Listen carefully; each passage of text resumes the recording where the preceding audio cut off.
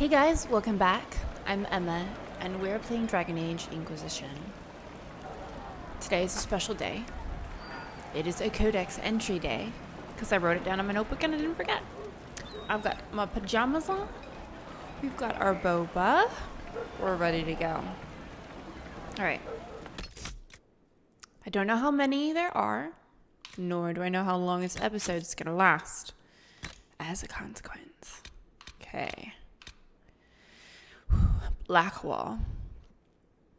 I do not have much on Warden Blackwall. We know he became Constable of the Grey in Valchevine after Warden Constable Fontaine assumed the position of Commander of the Grey from her predecessor. He also bears the Silverite Wings of Valor, an honor bestowed upon Orlesian wardens for deeds of great daring. The details of the act for which Blackwall earned the Silverite Wings, however, are sketchy. Grey Wardens hide their secrets well. The medal was likely awarded for a campaign to secure deep roads entrances within Orlais, shortly after the Fifth Blight.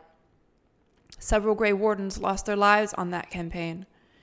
Perhaps more would be dead if not for Blackwall. According to my sources, Warden Blackwall has been traveling alone for several years now. The last anyone saw him at the keep in Valchevine, it was 937 Dragon. It has been completely abandoned, along with all other Warden outposts.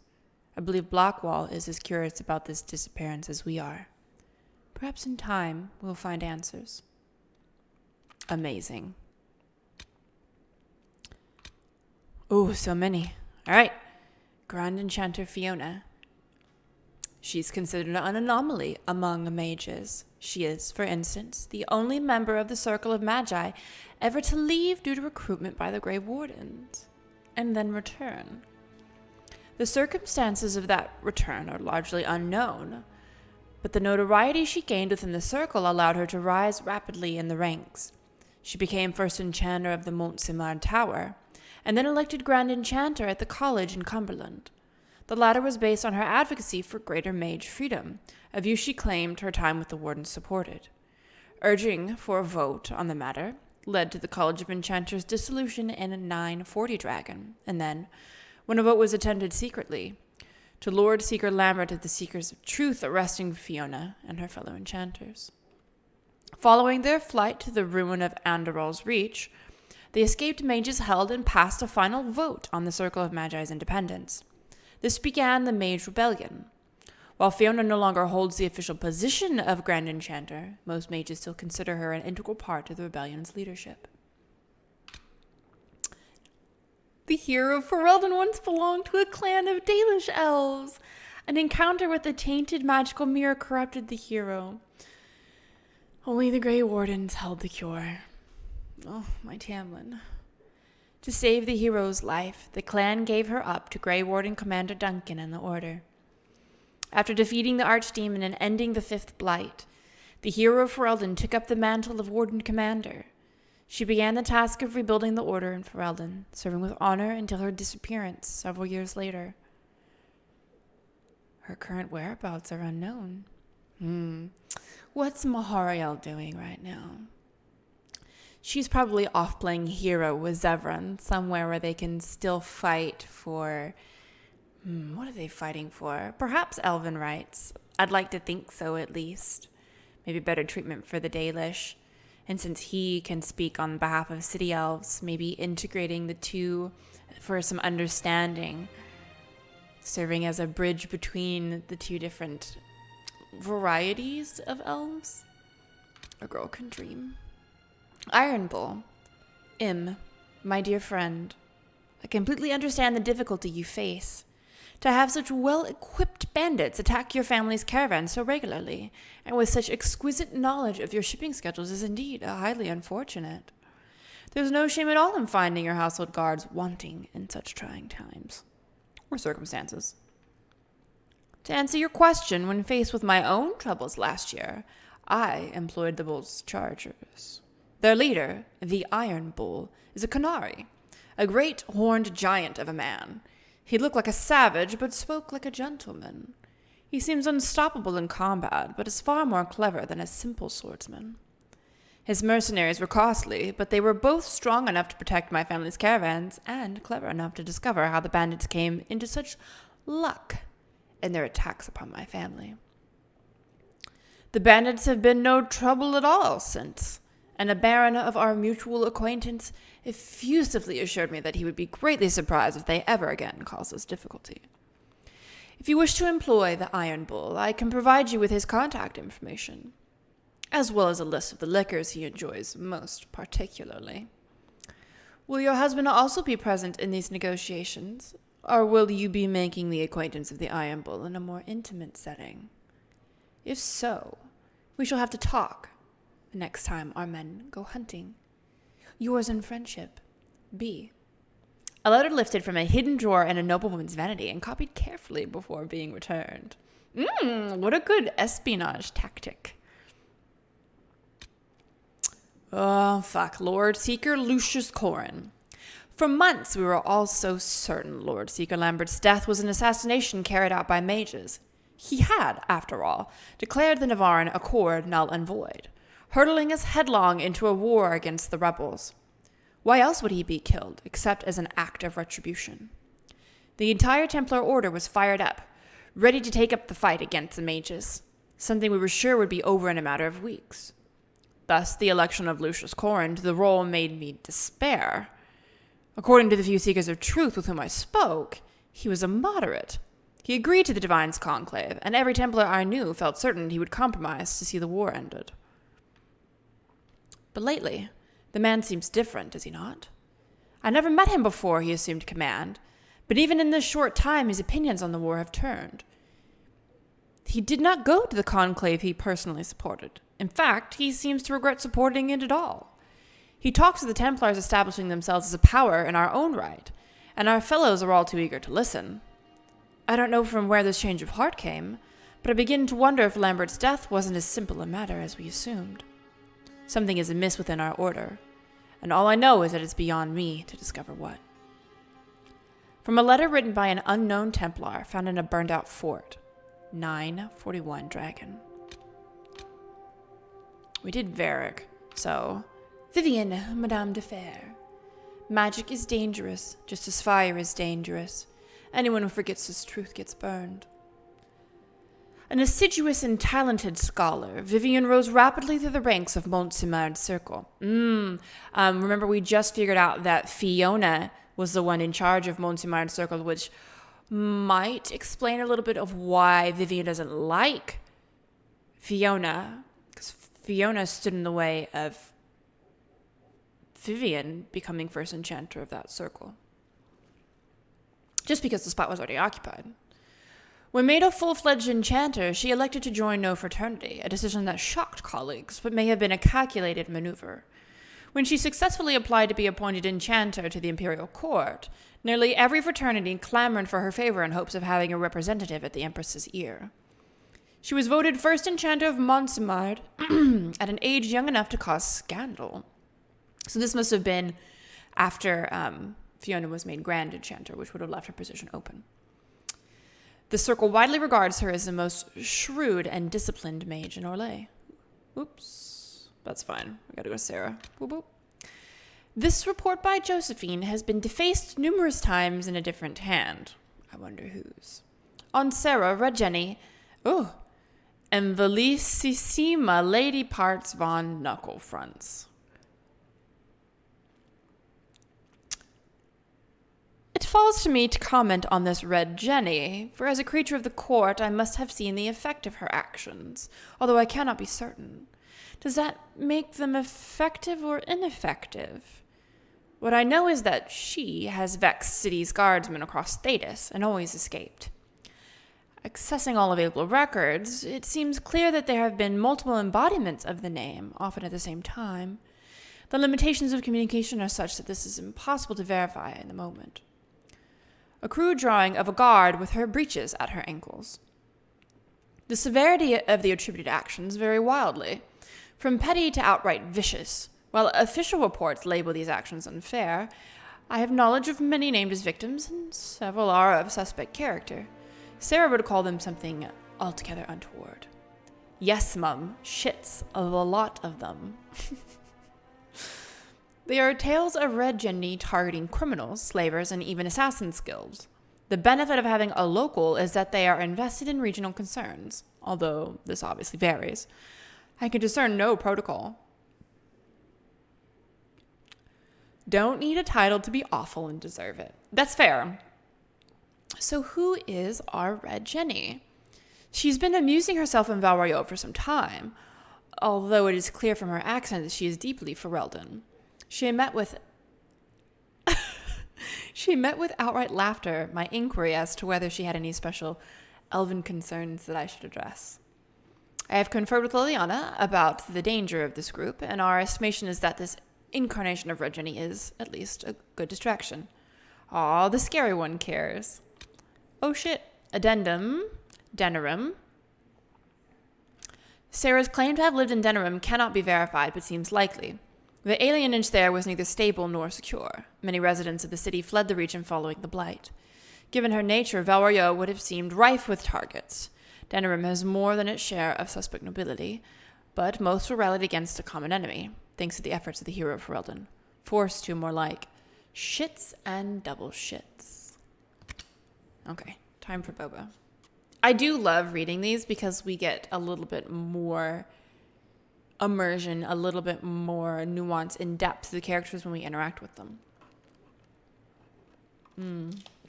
This is a black sugar milk tea, 50% sweet with tapioca. Very, very good. It's my favorite. All right. Oh, we do have a lot of these. A horsemaster's notes on mounts. Never seen a proud rider atop a regal mount? That's your failing. Such animals are common enough, but there are costs, so you keep them away from chance of blight, theft, attack. All the nonsense that makes for poor stabling. These aren't working beasts with the fire bred out of their eyes so they can suffer a plow. I hate that. These creatures are about spirit. A proper mount isn't some noble's plaything on a hunt. It's your everyday, and you'd better match it to deserve it.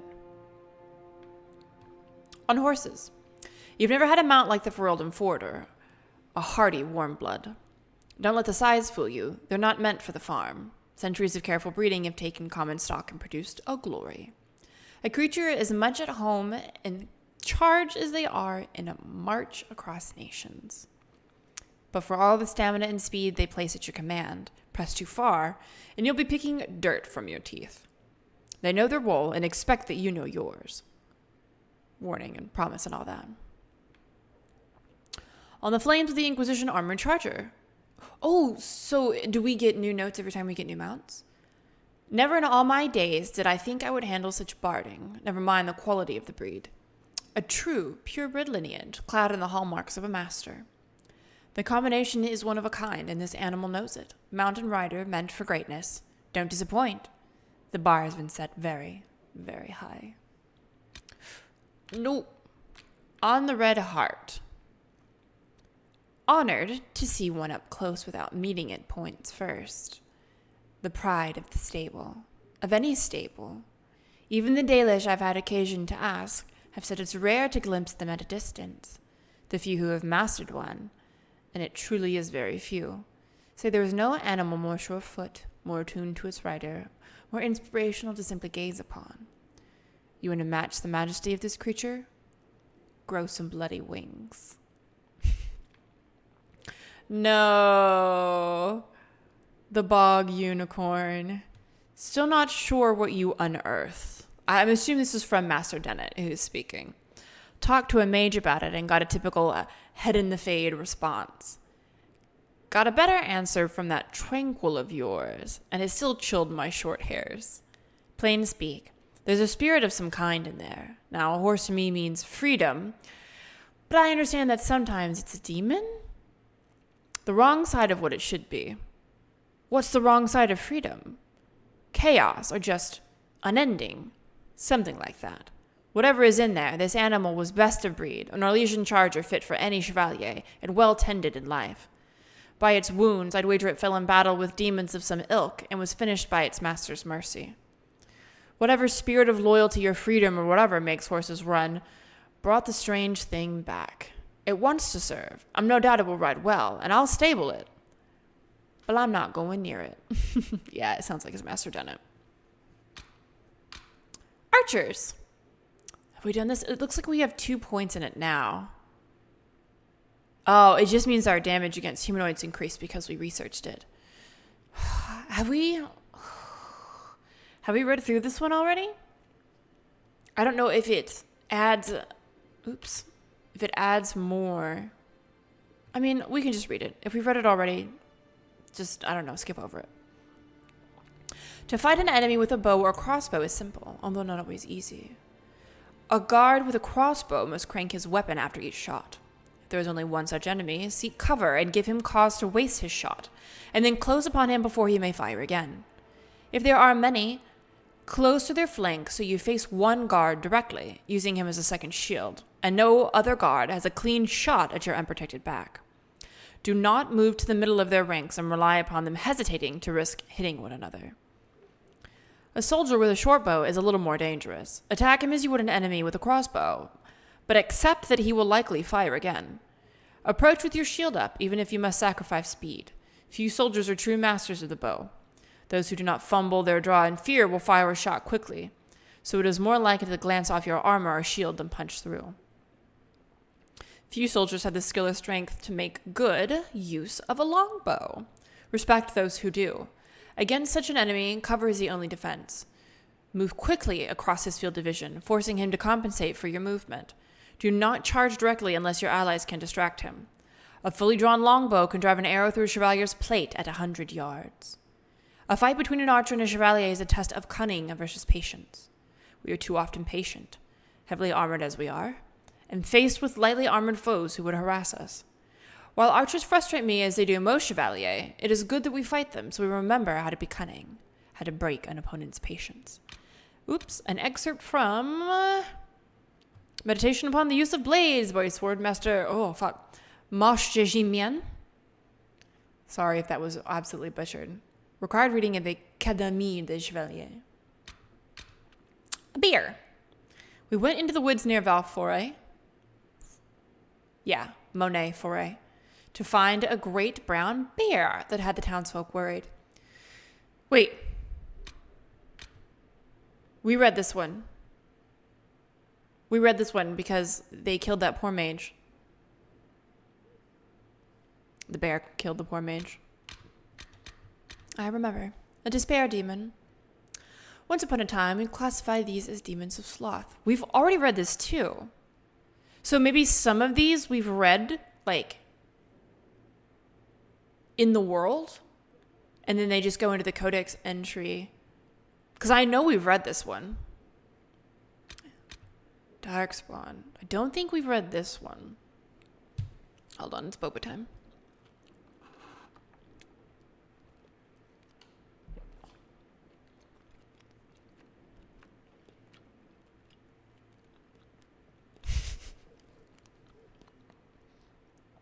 Thank you for humoring me. Those who had sought to claim heaven by violence destroyed it. What was golden and pure turned black. Those who had once been mage lords, the brightest of their age, were no longer men, but monsters. Threnodies 12:1. Sin was the midwife that ushered the darkspawn into this world. The magisters fell from the golden city, and their fate encompassed all our worlds, for they were not alone. No one knows where the darkspawn came from, a dark mockery of men. In the darkest places they thrive, growing in numbers as a plague of locusts will.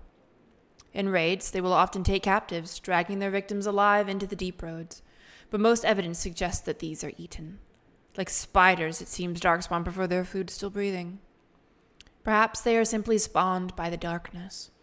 Certainly we know that evil has no trouble perpetuating itself. The last blight was in the Age of Towers, striking once again at the heart of Tevinter, spreading south into Orlais and east into the free marches. The plague spread as far as Ferelden, but the withering and twisting of the land stopped well beyond our borders. Here, darkspawn have never been more than the stuff of legends.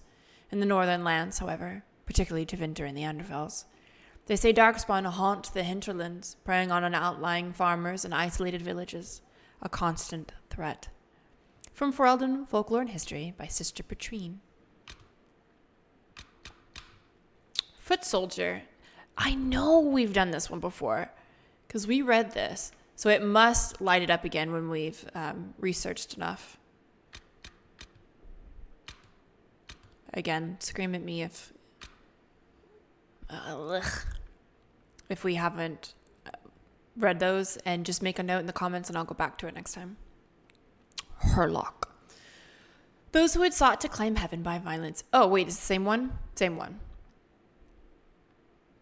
Absolutely same one. You guys aren't going to give me better shit for that? This is at least different. Apparently the alphas are special enough to get their own little entry. We brought it into Lord Varen's chamber, strongmen on both sides holding the shackles. It had been stripped of weapons and beaten until we judged it barely capable of walking. I am told you were the lone survival of the Darkspawn from the mines, Lord Varen said to it. A Herlock, as I understand it. I am told that you spoke to my men when we captured you. The thing spoke. Told them they would die. Its voice was guttural and savage, like a beast trained to mimic the language of men. But we made out the words clearly enough. Yes, said Lord Varen, you are smarter than your fellow beasts. Yes, said the beast. I would know more of this, said Lord Varen, though we might understand your people and negotiate. You will, said the beast. Your men beat me until their knuckles bled. My blood mixed with theirs. Soon they'll hear the song. Soon their blood will burn, and I will lead them. The men all looked to their hands, for the blood sickness of the Darkspawn was known to us. When they did, the beast wrenched the shackles from their grip. Then it was upon Lord Varen, holding him by the throat. There is no talk, it said. No negotiation. You will die. Your world will die. Now, you understand. It snapped Lord Varen's neck and killed 4 men before we finally killed it. An excerpt from the Blighted Codex, a classified collection of studies on the Darkspawn, held safely in the Imperial Library in Minrathous, available only to members of the Magisterium. Whew, that was cool. Mabari. I'm sure we've read this, right? I'm pretty sure we've read this. We're going to read it anyway, just in case. Did we do that with Bright Demon? I think so. If I haven't, pause it and read it. Sorry, it's so hard to keep, especially since I know for a fact we've read some of them that are flagged here as unread. Dogs are an essential part of Ferelden culture, and no dog is more prized than the Mabari. The breed is as old as myth, said to have been bred from the wolves who served Dane. Prized for their intelligence and loyalty, these dogs are more than mere weapons or status symbols. The hounds choose their masters, pairing with them for life. To be the master of Mabari anywhere in Ferelden is to be recognized instantly as a person of worth. The Mabari are an essential part of Ferelden military strategy. Trained hounds can easily pull knights from horseback or break lines of pikemen, and the sight and sound of a wave of war dogs howling and snarling has been known to cause panic among even the most hardened infantry soldiers. From Ferelden, Folklore and History by Sister Patrine, Chantry Scholar. Ooh! Nug! I was sure before the Blight there were a whole lot more rare. Should ask a warden about that, if killing archdemons leaves nugs all over. Oh no, what? And the poor things don't seem built for anywhere. I mean, they feed on anything, but they blister in the desert and freeze in the snow, and they're easier to track than your own ours. Everything eats them except me. The hands put me off. Yet they thrive. Randy bastards outpace every tooth and claw. Shit. Sorry. Usually when we scroll down Codex entries in game, we do this one. But here we do this one. It's wild. Anyway, my point is, the ones around the farm are so inbred, they're 5 colors and can't stop peeing. I'm selling them in the capital as elusive Eastern bunny pigs. Oh my god, they are absolutely bunny pigs. What did Father say about idiots with deep pockets? Excerpt from the primitive letters of Captain Byrne, lapnug dealer. Oh my god, give me a lapnug. I'd buy one. Produced in evidence after 7 claims of water terrors and death following bites in the Garden District. 936. What the fuck? Mage. Have we not read this? I feel like we have. Mages are not demons or monsters. They are men and women like any other, except for their skill with the weapon few are given. I say this to be clear that I do not think all mages should be put to the sword, as some believe. However, every mage walks through life with a blade drawn and ready, whether they wish it or not. Those who insist that mages are harmless must ask how the apostates who fling fire when the Templars attack learned how to kill so well. We in the Academy know well that no skill comes without practice. If you fight a mage, you must close with him, regardless of the danger, or risk being overwhelmed. A mage's strike rarely hits with the force of a trained chevalier's blade, but often carries unnatural energies. Fire that boils a man inside his armor, lightning that steals the strength from his limbs, and so forth. To hold back is to give him time to alter the battlefield to his advantage in some fashion, whether he summons a wall of ice, a demonic ally, or magical flames to strengthen the blades of his guards. We know that the warrior who controls the battlefield is most often the victor. You must keep him reacting to you and continue your attack. Mages rarely wear heavy armor, but their magic can shield them as effectively as our own plate. I have said many times to watch the hips and arms of your opponent instead of the hands, but with the mage, the hands and arms may be your only clue. If his body is protected from your blade, attempt to tangle his arms or bear him to the ground. It is not elegant or honorable, but there is no honor when fighting a mage. There is only survival. An excerpt from a meditation upon the use of blades by Swordmaster Marchès de Jean Mien. Required reading at the Académie des Chevaliers. Sorry, I'm having fun with it because I know I'm butchering it. A prowler. He will hide. Do not enter the shadows, where he is strongest, to pursue him. He will harass you at range. Do not take the bait he offers. A chevalier deserves a better death than a poisoned dagger in his unprotected armpit. And such is the death of those who grow impatient while chasing enemies they deem beneath their honor. Be calm. Be methodical. And wait for your opponent to yield to the fear of your blade and shield. When he does, he will convince himself that he can attack you directly, that his blades are fast enough to slip past your shield. Then he will move, and then you may kill him. An excerpt from a meditation upon the use of blades by Swordmaster Marchès de Jean Mien, required reading at the Académie des Chevaliers. How many more do we have? Just that one. A wraith, like wisps. Wraiths are sometimes thought to be the remains of spirits or demons that have been destroyed. They cannot shape the fate around themselves, nor are they capable of mimicking forms they see in the minds of dreamers, as many weaker spirits do. Instead, they are the scavengers of the fade, dwelling in the shadows of stronger beings, feeding on scraps of thought and emotion. From Beyond the Veil, Spirits and Demons by enchanter 𝒸𝒾𝒶. That's a good old elven name. All right. Ooh, it's kind of hard to see the new ones, isn't it? Ooh, it means it's time for Boba. We're on a new thing.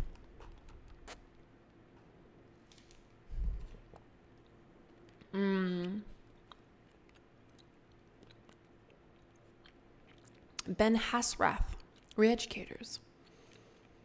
Detainee has already confessed to resisting arrest when 𝒂𝒃 came for his co-worker. Circumstantial evidence suggests he was part of group planning to become 𝒂𝒃𝒃. Co-worker died attempting to escape. Detainee requires evaluation for possible reintroduction into society instead of chemic treatment. He's being denied sleep and given restricted portions of food and water, as noted below. Day 1, detainee restrained, given water but no food. Detainee requested to use latrine, was told cleanliness part of the 𝒃𝒏, and he decided to attack the 𝒃𝒏. Detainee asked why he murdered 𝒂𝒃. Responded that he'd only defended himself. Detainee eventually urinated on floor. Day 2, detainee given light food and water, told he could use latrine if he could demonstrate ability to follow the 𝒃𝒏. Detainee asked why he murdered 𝒂𝒃. Answered that he fought them to protect co-worker, did not murder them. Detainee told that lying is unacceptable under the 𝒃𝒏. Detainee observed re-educators eating and drinking and engaging in conversation about daily activities while detainee stood. This is just psychological torture and some physical. Day 3, detainee refused food and water. Was taken outside and shown 𝒂𝒹𝒾𝒶 rooting through garbage for food. Detainee told he is similar to 𝒂𝒹𝒾𝒶, as neither he nor it follows the 𝒸𝒹. Also told 𝒂𝒹𝒾𝒃 is better than detainee, as 𒂃𝒹𝒾𝒃 is too stupid to follow the 𝒸𝒹, while detainee could follow it but made conscious choice to refuse. Detainee asked why he murdered Ben-Hassrath. Detainee answered that he was angry and trying to protect his friend. Day 4, detainee shown drawings of dead 𝒸𝒾𝒶 and children. Told these were drawings of people in Saharan killed by 𝒂𝒹𝒾𝒃. Detainee told all 𝒂𝒹𝒾𝒃 to do this. Oh, he was told that all 𝒂𝒹𝒾𝒃 do this. And if detainee wishes to be 𝒂𝒹𝒾𝒃, he must go to education center and kill 𝒸𝒻aths now. Detainee became visibly upset. Detainee asked why he murdered. Ben-Hassrath answered that he was wrong and lied to by his coworker. Day 5. Detainee continues to show remorse, is visibly happy when reminded that 𝒸𝒹 offers peace for all people. Yeah, except for people who question it, clearly. Detainee washed, given new clothes and food, allowed to sleep. Upon waking, detainee asked whether he would prefer to be 𝒂𝒹𝒾𝒃 or 𝒂𝒑𝒏. Detainee answered that he will remain 𝒂𝒑𝒏. Detainee released to road crew for simple labor and will be watched by observers on team. An excerpt from a Ben-Hassrath re-education report smuggled out of Lavellan. Perfect follow-up. The Ben-Hassrath. With the danger our culture's comparatively liberated mages pose. Oh, weird. Did you guys see that? It started at the very end. Suggesting that all Ben-Hassrath are spies is like assuming that all craftsmen are carpenters. The Ben-Hassrath form a significant portion of the 𝒂𝒑𝒏 priesthood, tending to a variety of tasks within 𝒂𝒑𝒏 society. In 𝒂𝒑𝒏 societies, Ben-Hassrath serve as something akin to a town guard, investigating anything that disrupts the orderly function of the city. Ben-Hassrath re-educators treat criminals and rebels against the 𝒸𝒹, determining whether they must destroy the subject's mind using a poison known as 𝒂𝒾𝒃. Those they can rehabilitate through treatment and education are later transferred to simple work details. In contested or war-ridden areas, Ben-Hassrath coordinate with the 𝒂𝒑𝒏 military to track the dreaded 𝒂𝒹𝒾𝒃 rebels, a function similar to bounty hunting. Outside 𝒂𝒑𝒏 borders, Ben-Hassrath agents primarily observe and report. While this may seem underhanded, it is no more than most nations do with their own spies, and the 𝒂𝒑𝒏 are, perhaps rightly, in retrospect, extremely concerned with the danger our culture's comparatively liberated mages pose. Our assumption that all Ben-Hassrath are malicious spies bent on bringing Orlais into the 𝒸𝒹 has no basis in fact. It is simple prejudice against a race whose appearance unsettles us, compounded by a guilty conscience at seeing at how many peasants, especially elves, prefer life under the 𝒸𝒹 to life under our empress. I wonder why, Celine? We'll get there. The 𝒂𝒑𝒏 are a society of people with a different culture and different values, but people nonetheless, as complex and nuanced as Orlais. An excerpt from The Lion and the Bull, Racial Bias, and Oversimplification of 𝒂𝒑𝒏 Societal Roles in the Orlesian Court, author unknown, published by the University of Orlais. Good. I hope that was somebody's dissertation. That was good. This is weird. I just scroll back up again. 𝒸𝒻aths. Oh, no, we read this one. That was about the nanny. And the guy's like, hey, we don't treat our people shitty, so, All right, the Circle of Magi. The Circle of Magi was established centuries ago to protect us and to protect those without magic from the things we might do. No man in his right mind would disagree that these are noble goals. I refuse to believe that the Chantry intended the injustice and oppression we suffered in the intervening years. Segregation of mages from non-mages within Templar Garter compounds was the best, possibly the only option available. We recently had to face the stark reality that the system failed us. The Circle of Magi and Ferelden's... Oh, wait. I'm just going to sit here and just drink my tea at that. I love being able to do that.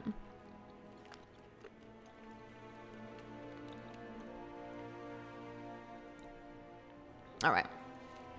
Sorry, I couldn't resist. It was perfect meme opportunity. The Circle of Magi in Ferelden's Kinloch hold was one of the most liberally run, and even there we saw sedition and dissent, resulting in a failed revolt that nearly destroyed the entire tower. Perhaps stringency could work where leniency failed. I would present 𝒸𝒾𝒁's gallows as evidence against such thinking. Knight Commander Meredith's vice grip on the circle in her care backfired, leaving us where we are now. If the circles, no matter how they are managed, do not, perhaps cannot, function as intended, what's next? There are no easy answers. The events of recent years have forced me to re-examine my views on freedom. As Aquatarians, which is a fraternity of mage, we have always advocated self-control and cooperation with the Chantry, but this approach may no longer serve. I must consider that our libertarian brothers and sisters had the right of it all along. Look at the strife and chaos that now consumes our world. Fighting for independence, for a better system, may not improve our situation, but it cannot make it any worse. Letter from Senior Enchanter Vormund, Kin of Cumberland to a colleague, dated 939 Dragon. The friends of Red Jenny. The friends? Don't poke them. It's tempting, because what else can you do? But don't. Never know what you'll get. Because Red Jenny, she's been around a long time. She's everywhere, and she hits hard or she hits light, but the choosing isn't up to you. You want someone to get their desserts? Save your coppers for a moral crow and know where you're getting. Notes from Sir Kiter, a traveling merchant, to his son, Herbal. They're a distraction, whichever they are. Keeps people busy and the Lord's edgy. And with the assaults not having any bearing, we've been paid to strike against rivals several times now. Bard should pay her a commission. Anonymous. My father went after her once. You want to lose your friends fast? Just say you're tracking hers. He found a report that said she was killed in Navarra. Everyone in that command, to a man, dead or hobbled or somehow lost their claims during the winter following. Know when that was written? 52 years ago. I'll take a witch over whatever she is. Let her pick at the nobles. I think it's nature.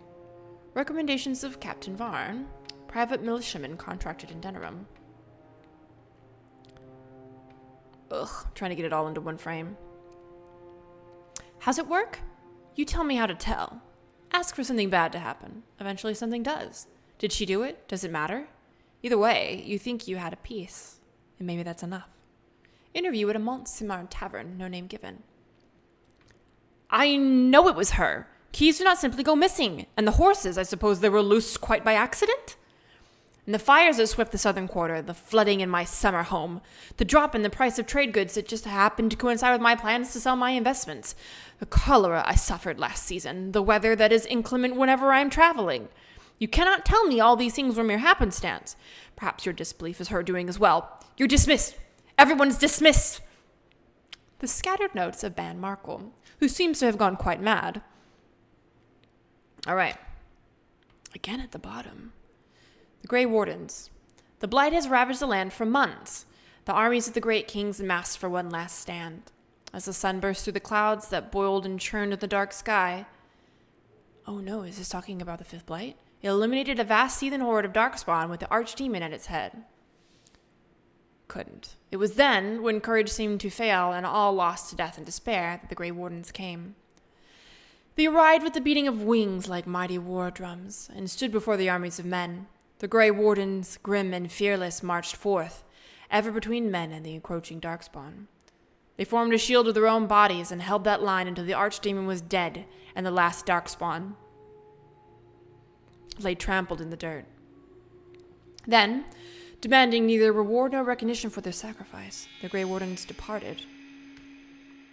When the clouds rolled back and the sun shone full upon the blighted ground, the great kings knew that they had lost no men, that none of their blood had been spilled. This is a tale about no battle the Grey Wardens have fought, and yet about all of them. They have always defended us from the darkspawn, taking losses so we did not have to. Adaptation of a Grey Warden legend. The tale outlined above is widely told, although subject to regional variations. Free marchers might substitute great kings for title bestowed in their given city-states. In Ferelden, the implied army of wardens is sometimes replaced with 2. That's what I was thinking of. Representative of the national heroes who fought and defeated the archdemon at Denerim during the Fifth Blight. The beating of wings is a reference to the griffins the wardens are said to have ridden into battle, Although griffins went extinct long before the recent blight, they still appear in numerous stories, sometimes serving as a metaphor for the warden's unrestrained courage, but also employed to please an eager audience. From Tales of the Wardens by Sister Manon. I don't know why we have to scroll up with some of these. It's so weird. The 𝒸𝒹𝒃. The people of the 𝒸𝒃 are, perhaps, the least understood group in 𝒂𝒗s. The 𝒸💃 wars were brutal, but so was the Chantry Schism. So was the fall of the Imperium. Have we read this one? This one sounds familiar. Some of the misunderstanding is an accident of nature. The race we call 𝒸💃 are formidable. Nature has given them fierce horns and strange eyes, and the ignorant look on them and see monsters. Some is an accident of language. Few among the 𝒸💃's people speak the common tongue, and fewer speak it well. In a culture that strives for mastery, to have only a passable degree of skill is humiliating indeed, and so they often keep quiet among foreigners out of shame. But much of it is a result of the culture itself. The 𝒸💃 view their whole society as a single creature, a living entity whose health and well-being are the responsibility of all. Each individual is only a teeny part of the world, a drop of blood in its veins. Important not for itself, but what it is to the whole creature. Because of this, the 𝒸💃 most outsiders meet belong to the army, which the 𝒸💃 regards as if it were the physical body, arms, legs, eyes, and ears, the things a creature needs in order to interact with the world. One cannot get to know a person solely by studying his hand or his foot, and so one cannot truly meet the 𝒸💃 until one has visited their cities. That is where their mind and soul dwell. In Saharan and Parvolan, one can truly see the 𝒸💃 in their entirety. There, the unification of the 𝒸💃 into a single being is most evident. Workers, whom the 𝒸💃 call the mind, produce everything the 𝒸💃 require. The soul, the priesthood, seeks a greater understanding of the self, the world, and exhorts the body and mind to continually strive for perfection. The body serves as the go-between for the mind, the soul, and the world. Everyone and everything has a place, decided by the 𝒸💃, in which they work for the good of the whole. It is a life of certainty, of equality, if not individuality.